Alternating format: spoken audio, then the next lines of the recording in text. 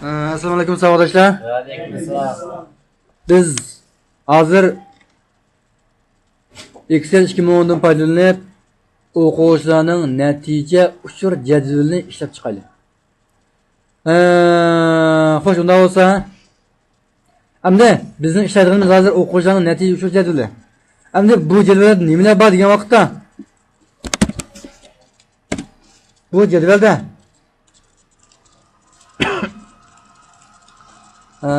jadvalda endi buning eng ustida mavzu bo'ldi.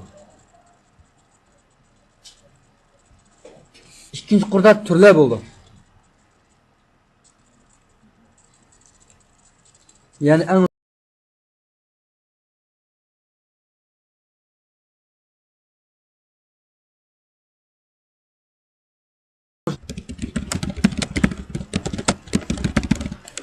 bu birinchi qurning mazmuni, ha? Endi ikkinchi qurniki bo'lsa turlar bo'ldi. Uchinchi qurda asos mazmun shunaqa. Endi bu yerda turlarni mayyiz birlar. Turlarninki birinchisi reti, ikkinchisi o'quvchi ismi yoki ism familiyasi.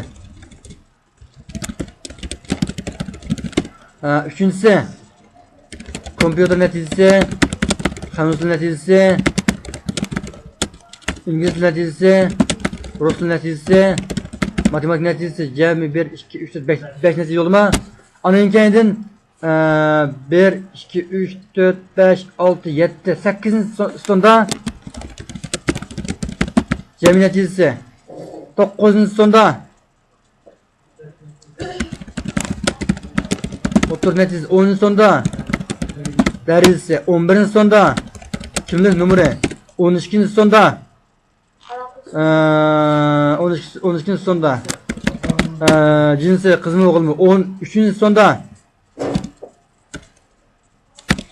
yaşı, 14 sonda to'lg'an vaqti shuna bo'lganda 1 2 3 4 5 6 7 8 9 10 11